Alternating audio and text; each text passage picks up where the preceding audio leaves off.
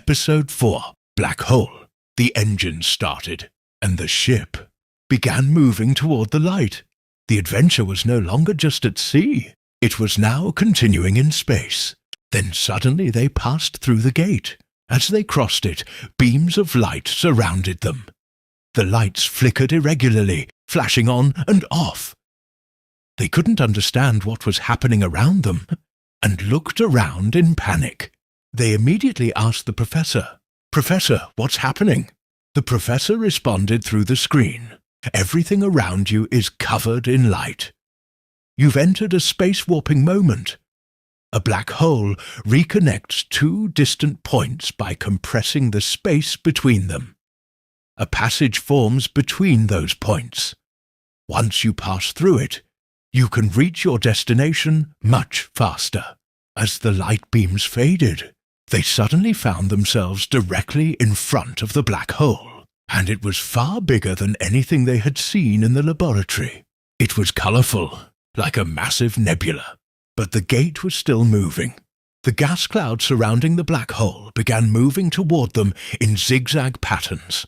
Captain Atlas didn't know what to do. Neither did Marin.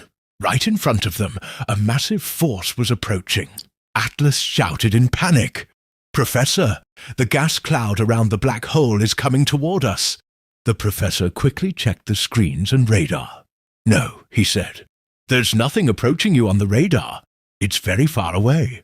Atlas replied desperately, "Professor, but we can see it. Maybe the sensors can't detect it, but it's coming toward us."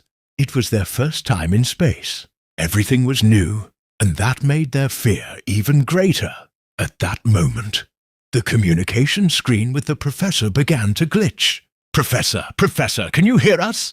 Before they could say anything else, the gas cloud swallowed the ship.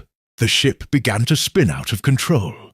They were being dragged into the depths of the black hole. Everything around them was pitch black.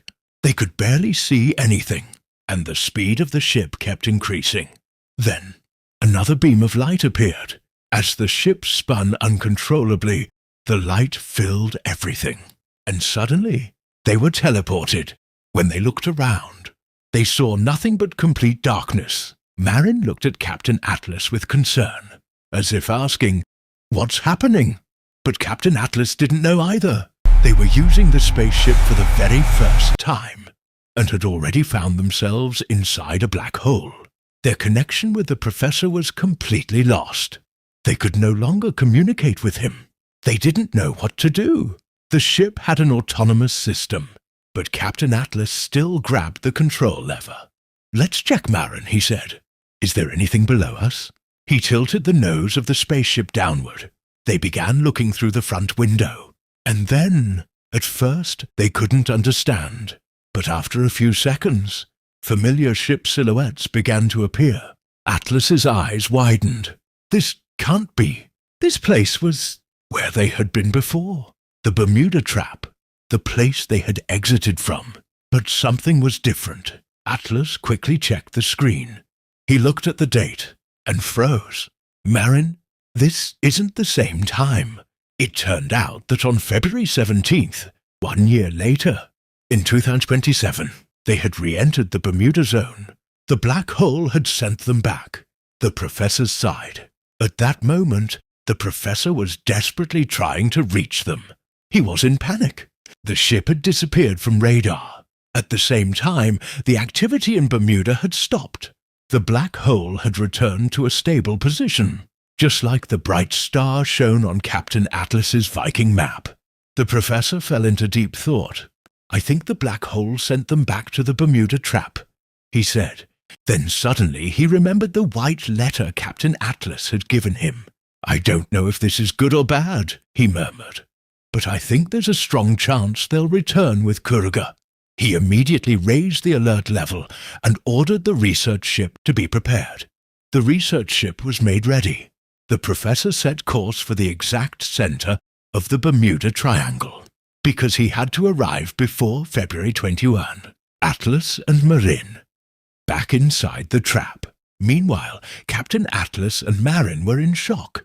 They had returned to the trap, but they quickly recovered. Because they had been there before. Marin looked at Atlas. Atlas tried to reassure him. "Don't worry, Marin. We'll get out of here again." Then he added, "First, let's find Captain Kuruga. He must already be prepared." But there was a problem. The map was no longer with them. Marin asked, "How are we going to find Captain Kuruga now?" Atlas paused. "You're right." Then his eyes lit up with determination. "We don't have the map, but I remember the coordinates. They activated the radar system." Luckily, Captain Atlas had understood the Viking star map very well. He began marking points on the radar. "Kuruga might have prepared already," he said. "He could be waiting at that location for February 23rd. Using the stars, coordinates, and what he remembered, he tried to estimate Kuruga's position. I think it's here. Let's try." The spaceship moved quickly. Since it could travel much faster through Bermuda, they reached the point in no time. But when they arrived, there was nothing there. No ship, no Kuruga, no trace. Atlas whispered, "Did I remember it wrong?" They thought for a moment. Marin spoke softly. "Maybe he never read the letter." Atlas nodded.